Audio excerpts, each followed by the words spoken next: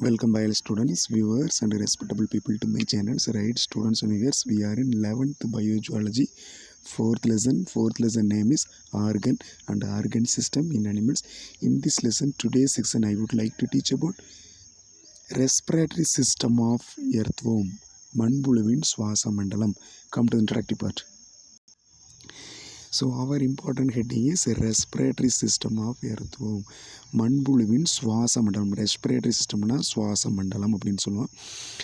So the respiratory system of the earthworm has no special respiratory organ. So மண்புழுவில் பார்த்தீங்கன்னா no special respiratory organ, சிறப்பான சுவாச உறுப்புகள் கிடையாது. பர்டிகுலராக எந்தெந்த சுவாச உறுப்புகள்னு பார்த்தீங்கன்னா லங்ஸ் அண்ட் கில்ஸ், நுரையீரலோ இல்லை செவில்களோ போன்ற குறிப்பிட்டு சொல்லக்கூடிய இந்த special respiratory organ does not found in earthworm. எர்த்வமில் லங்ஸ் கில்ஸ் இந்த மாதிரி ஸ்பெஷல் ரெஸ்பிரேட்டரி ஆர்கன் கிடையாது. Earthworm has no special respiratory organ like lung and gills. So here the respiration is take place through body wall.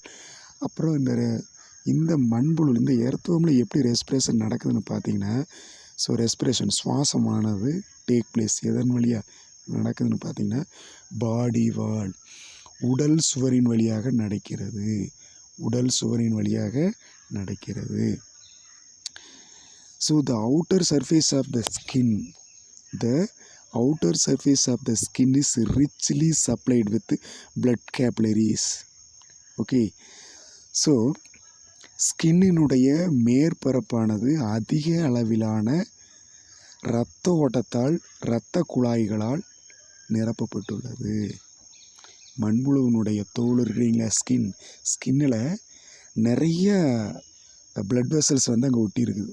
நிறைய blood vessel அந்த இடத்துல சூழ்ந்துருக்குது. சரிங்களா? அப்போ நிறைய பிளட் சப்ளை அங்கே இருக்குதுன்னு அர்த்தம். Okay, so the outer surface of the skin, சரிங்களா, மண்புழுவின் தோலின் மேற்பரப்பானது ரிச்லி சப்ளைடு, அதிக அளவில் சப்ளைடு. எது சப்ளை ஆகுது? பிளட் கேப்லரிஸ், இரத்த நாளங்களால் சப்ளை செய்யப்பட்டுள்ளது. விச் எய்டின், ஸோ அந்த இரத்த குழாய் அங்கே இருக்கிறனால அங்கே என்ன நடக்குதுன்னா, which aid in the diffusion of gases, சரிங்களா, வாயுக்கள் பரிமாறுவதற்கு எளிதாக உள்ளது. சரிங்களா? இப்போ ஸ்கின்னுடைய எர்த்வமுடைய ஸ்கின்னில் நிறைய பிளட் கேப்லரிஸ் இருக்கிறதுனால கேஸிஸ் எக்ஸ்சேஞ்ச் ஈஸியாக நடக்கும். கேஸிஸ் டிஃப்யூஷன், வாயுக்கள் பரிமாற்றம் எளிதாக நடைபெறும். ஸோ ஆக்சிஜன் எக்ஸ்டர்னலில் இருந்து இன்னர் எர்த்வம் பாடிக்குள்ளே போகுது. அதே மாதிரி பாடிக்குள்ளே ஃபார்ம் ஆன கார்பன் டை ஆக்சைடு ஸோ அவுட்ரு வருது. ஸோ இந்த மாதிரியான ப்ராசஸுக்கு அந்த பிளட் கேப்லரிஸ் வித் அந்த ஸ்கின் ஹெல்ப் பண்ணுது. So oxygen diffuses through the skin. ஆக ஆக்சிஜன் என்னது? ஆக்சிஜன் கேஸஸ் ஆனது டிஃப்யூசஸ் பரவுகிறது. எதன் வழியாக?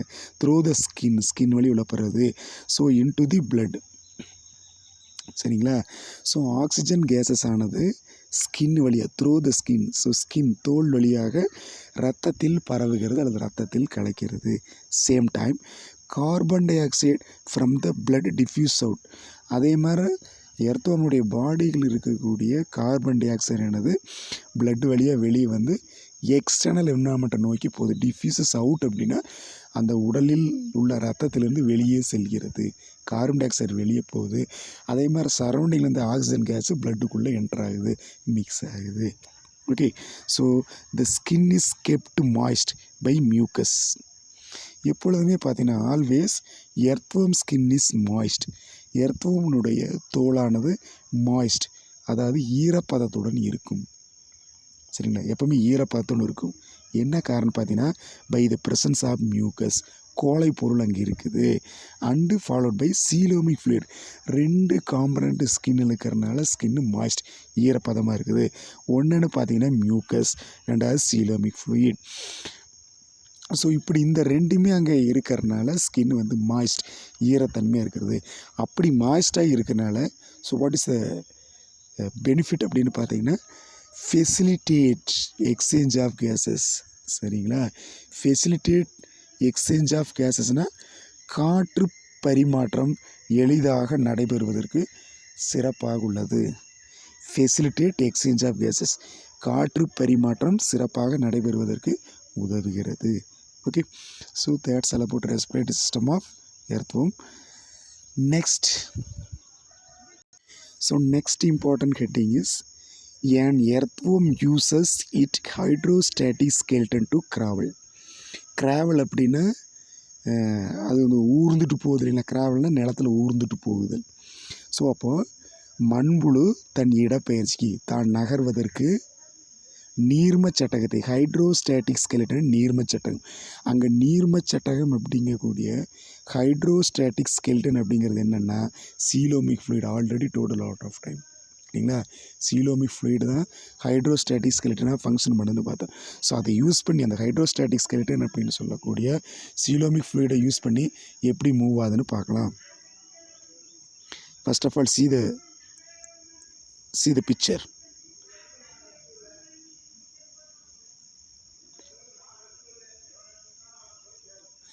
ஸோ இங்கே பாருங்கள், இதில் ரெண்டு படம் கொடுத்துருக்குது. இதில் வந்து லாங்கிடியூடல் மசில்ஸ் ரிலாக்ஸ்டு இதில் சரிங்களா. இது மசில்ஸ். ஸோ இந்த இடத்த ஜூம் பண்ணிக்கிறோம் இல்லைங்களா.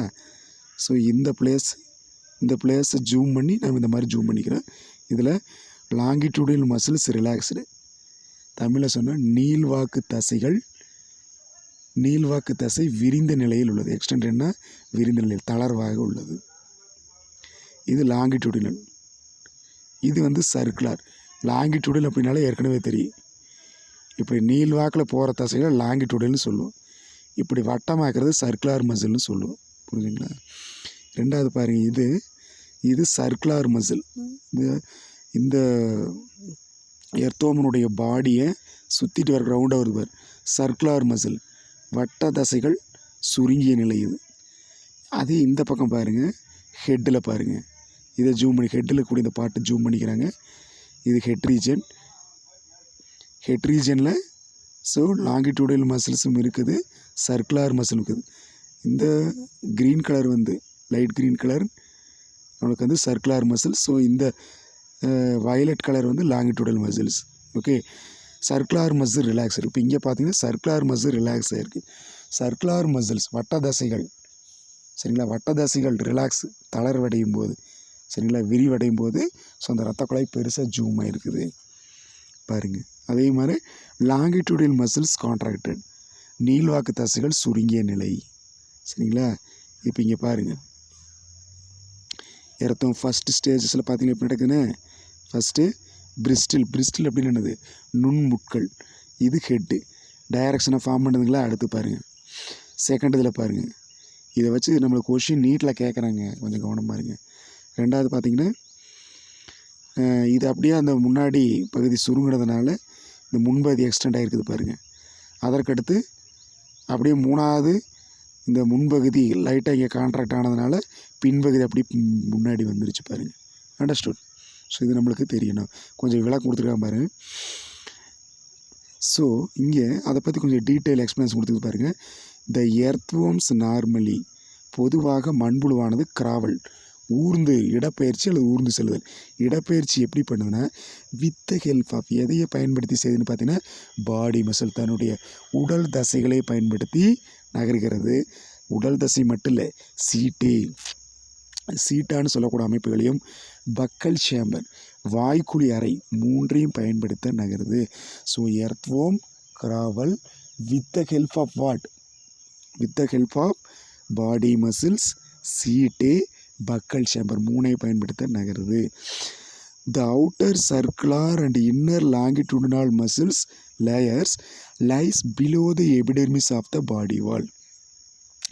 இங்கே என்ன நடக்குது அப்படின்னு சொல்லி பார்த்தீங்கன்னா, அதாவது உடற்சுவரில் எபிடெர்மிஸ் அடுக்கு கீழ் வெளிவட்ட தசைகள், உள் நீள் வச தசைகள் அமைந்துள்ளன. அப்போது எதுக்கடையில் பாடி வாலுக்கு இங்கே பாருங்கள், பாடி வாலுக்குன்னா பாடி வாலில் எபிடெர்மிஸ் இருக்குது. பாடி வாலுங்கிறது உடற்சுவரில் எபிடெர்மிஸ் இருக்குது. அந்த எபிடெர்மிஸ்க்கு கீழே பிலோ த எபிடெர்மிஸ் என்னக்குன்னு பார்த்தீங்கன்னா அவுட்டர் சர்க்குலர் வெளிப்புறத்தில் வட்ட தசைகளும், பாடி வாலினுடைய எபிடெர்மிஸ் கீழே அவுட்டர் வெளிப்புறமாக அவுட்டர் சர்க்குலர் வெளிப்புற வட்ட வெளிவட்ட தசைகள், அவுட்டர் சர்க்குலர்னு வெளிவட்ட தசைகளும், இன்னர் லாங்கிட் உள்பக்கம் நீள்வாக்கு தசைகளும் உள்ளன. இங்கே பாருங்கள், the contraction of circle muscle. So இப்போது சர்க்குலர் மசில் வந்து சுருங்குது, கான்ட்ராக்ஷனு சுருங்குதல். சரி, வெளிவட்ட தசைகள் சுருங்குகிறது. அப்போ என்னான்னு பார்த்தீங்கன்னா மேக்ஸ், அப்படி சுருங்கும்போது மேக்ஸ் தி பாடி லாங், உடலானது லாங்னது நீட்டப்படுகிறது. பாடி லாங், உடல் நீட்டப்படுகிறது. அண்டு நேரோ, கூறுகள் அடைகிறது. சரிங்களா, சர்க்குலர் மசில் கான்ட்ராக்ட் ஆச்சுன்னா உடல் நீட்சி அடைகிறது, கூடவே கூறுகள் அடைகிறது. அதே சமயத்தில் while that of the longitudinal muscles make the body short and broad. அதே சமயத்தில் நீள்வச தசைகள் சுருங்குச்சுன்னா while that of longitudinal muscles makes the body short and broad. அதே நீள்வச தசை என்ன பண்ணுன்னு பார்த்தீங்கன்னா ஷார்ட், உடலை குட்டையாக்குகிறது, அகலமாக்குகிறது, குட்டையாக்குறது. அப்போ சர்க்குலர் மசில்ஸ் வந்து கான்ட்ராக்ட் ஆச்சுன்னா அந்த சமயத்தில் லாங்கிடியூடல் மசில்ஸ் வந்து ரிலாக்ஸ் ஆகுது. அப்போ ரிலாக்ஸ் ஆகும்போது பாடி ஷார்ட், குட்டையாகிறது, ப்ராட் ஆகும். Next, the locomotion of earthworm is brought by. சரிங்களா, அந்த எர்த்வோமில் இடப்பெயர்ச்சியை யார் ஏற்படுத்தி தர்றாங்கன்னு பார்த்தீங்கன்னா by contraction and relaxation of muscular body wall. சரிங்களா, ஸோ மஸ்குலர் பாடி வால்னு சரிங்களா உடற்சுவரில் உள்ள தசைகள், உடல் சுவர் தசைகள் சுருங்குதல் மற்றும் தளர்வடைவதன் காரணமாக எர்த்வோமில் லோகோமோஷன் ப்ராசஸ் சக்ஸஸ்ஃபுல்லாக நடக்குது. ஓகே, ஸோ லோகோமோஷனு இடப்பெயர்ச்சி. So locomotion of earthworm is brought about by. So எர்த்வோமில் லோகோமோஷனை அந்த இடப்பெயர்ச்சி யார் கொண்டு வரேன்னு பார்த்தீங்கன்னா கான்ட்ராக்ஷன், ரிலாக்ஸேஷன். ஏதோ ஒரு அமைப்பு சுருங்குகிறது, அந்த அமைப்பு விரிவடைதல். கான்ட்ராக்ஷன் அந்த அமைப்பு சுருங்குதல், ரிலாக்ஸேஷன்னா தளர்விடுதல். Okay, contraction and relaxation of muscular body wall, தசையால் ஆக்கப்பட்ட உடல் சுவர் சுருங்குவதாலும் ரிலாக்ஸேஷனாக தளர்வடைவதாலும் உடலில் மூமெண்ட், நகர்ச்சி ஏற்படுகிறது. And is aided by turgence of the coelomic fluid call hydrostatic skeleton. சரிங்களா, இங்கே என்ன நடக்குதுன்னு பார்த்தீங்கன்னா இந்த இடப்பெயர்ச்சிக்கு யார் உதாரணம்னா உடற்குழி திரவத்தின் பாயும் தன்மை. உடற்குழி திரவ டர்ஜன்ஸ்னால் பாய்தல், அங்கே வந்து வேகமாக பாய் அந்த இடத்துல பர்டிகுலர் பிளேஸில். பாடி வாலில் சீலோமிக் ஃப்ளூயிட் வந்து டர்ஜன்ஸ்னால் வேகமாக பாய்கிறது. So by the turgence of the coelomic fluid it is called hydrostatic skeleton. So coelomic fluid அந்த பாடி வால் இருக்கிற இடத்துல வேகமாக பாயும்போது நம்மளுக்கு அந்த இடத்துல லோகோமோஷன் ஃபாஸ்ட்டாக நடக்குது. கூடவே அந்த coelomic fluid act as a hydrostatic skeleton. So the alternative ways of extension and contractions are aided by leverage afford by buccal chamber and the setae. இது கூட பார்த்திங்கன்னா சுருக்கம் மற்றும் நீட்சிகளால் வரும் அலை இயக்கத்திற்கு வாய்க்குழி அறை, சீட்டாக்களின் நெம்புகோல் போன்ற செயலும் உதவுகிறது. சரிங்களா, எக்ஸ்டென்ஷன் அண்ட் கான்ட்ராக்ஷன், மண்புழுவின் உடல் நீட்டப்படுதல், குறுக்கப்படுதல், இந்த ரெண்டுக்குமே யாருக்கு ஹெல்ப் பண்ணுறாங்கன்னா லெவரேஜ் அஃபோர்ட் பை. லெவரேஜ்னு நெம்புகோல்னு சொல்லுவோம். இந்த நெம்புகோல் யார் கொடுக்குறாங்கன்னா contraction and extension of earthworm by leverage. நெம்புகோல் யார் கொடுக்குறாங்கன்னா பக்கல் சேம்பர் அண்டு சீட்டே. வாய்க்குழி அறையும் சீட்டை ரெண்டு அமைப்புகளுமே லெவரேஜை ஃபார்ம் பண்ணி அலை இயக்கத்தை ஃபார்ம் பண்ணி ஸோ எர்த்வோமுடைய பாடியை கான்ட்ராக்ஷன், ரிலாக்ஸேஷன் செய்வதற்கு ஹெல்ப் பண்ணுது. Okay, so that's all about earthworm moment. Thank you, keep வாட்சிங், don't waste the time, watch entire video. Thank you.